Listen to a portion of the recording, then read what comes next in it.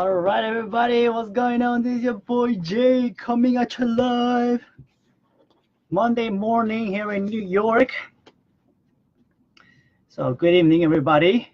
Did I say Monday morning? It's Monday evening here in New York, and welcome. And last week I left off with part 5, and in part 5 I left off with a prayer, an affirmation, where you completely relax and you allow where you allow inner guidance to really be your, hey, what's going on here? Inner guidance to be your true guide. And what's going on, dude? And I will continue with part 6, and it starts like this. All of us should seek an inner guidance for our problems. Wow. He gets started right away. And he says, turn the matter over. Stop fussing and fuming over a problem. Turn the matter over and sleep on it. Because what you have to remember is that dawn always comes. Then the shadows flee away. Let your sleep every night be a contented bliss. You see, you're not a victim of circumstances except you believe you are. You can rise and overcome any circumstance or condition. You will have different experiences as you stand on the rock of spiritual truth, steadfast and faithful to your deeper purposes and desires. And he transitions into talking about people with a poor state of consciousness. And a poor state of consciousness is nothing but actually a blessing to you. And I will explain why by going into what he says.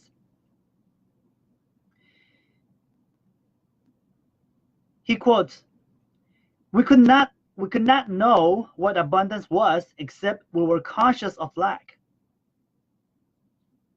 Whether it be the King of England or the boy in the slums, we are all born into limitation and lack. It is through these limitations we grow. We could never, hey, what's going on, Len? We could never discover the inner power except through problems and difficulties. These are our poor states of consciousness which prod us in seeking the solution. We could not know what joy was except we could shed a tear of sorrow. We must be aware of poverty to seek liberation and freedom. Silly guy. And he continues, all the poor states such as fear, ignorance, worry, lack, and pain are not bad. Hey, what's going on, Key? Are not bad if they cause you to seek the opposite. Okay? So, because here's the thing. Through your suffering, pain, or misery, you will discover the truth which sets you free. Right? We all know that quote that says, the truth shall set you free. Through dissatisfaction, we are led to satisfaction. And this is the thing. Through dissatisfaction, you learn satisfaction. However, when you realize your ambition or desire, you will be satisfied for only a brief period of time. Why? Because the urge to expand will come again. The urge to expand will come again.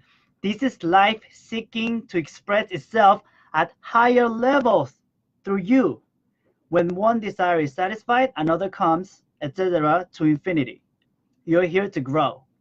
Life, hola Leti, life is a progression. It is not static. You are here to grow from glory to glory. There is no end.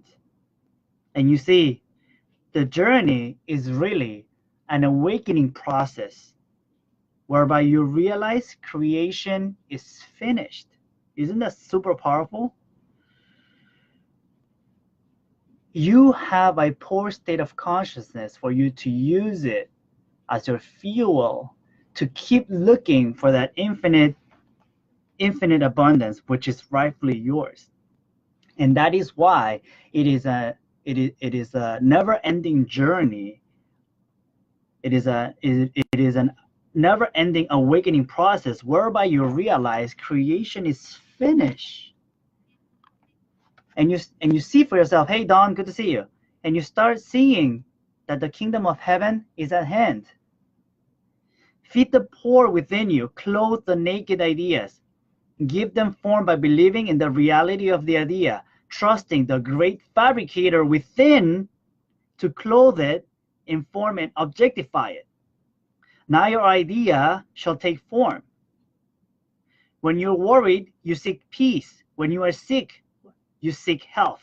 When you are weak, you seek strength.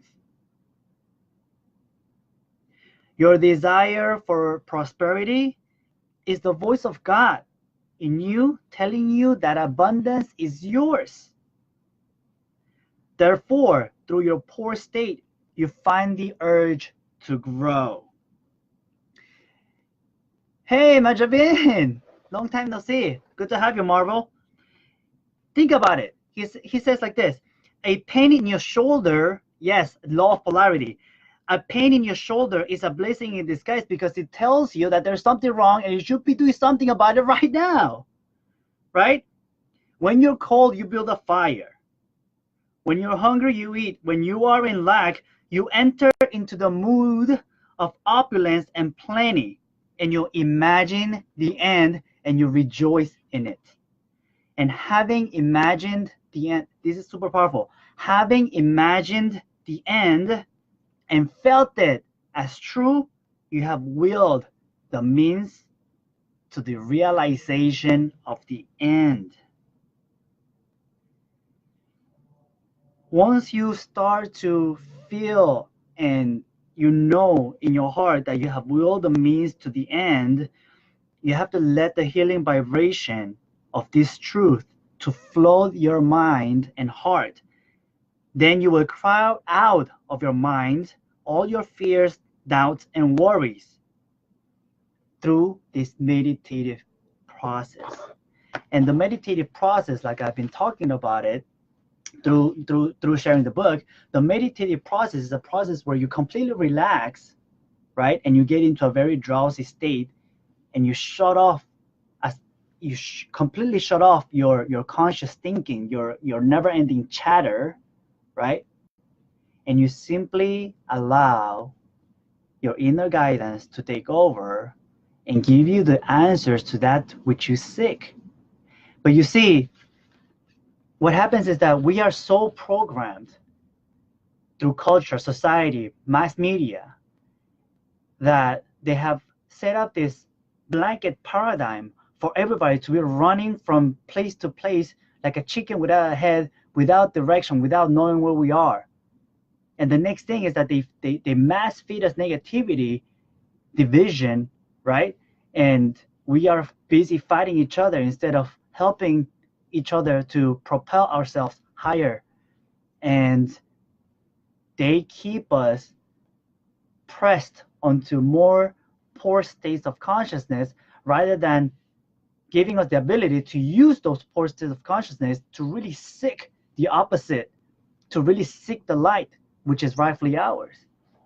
And this book is inviting you to let go of that programming that's been set up in you, although unconsciously to you, and start waking up to your true power and claim the healing power, claim the healing vibrations to really heal you from all your poor states of consciousness and propel you towards everything, towards all the abundance and opulence that is rightfully yours. And with that, guys, thank you very much for investing precious time of your day with me. I will keep sharing more of How to Attract Money by Dr. Joseph Murphy. And like I said, he's a man of God, so there's gonna be a lot of mention about God.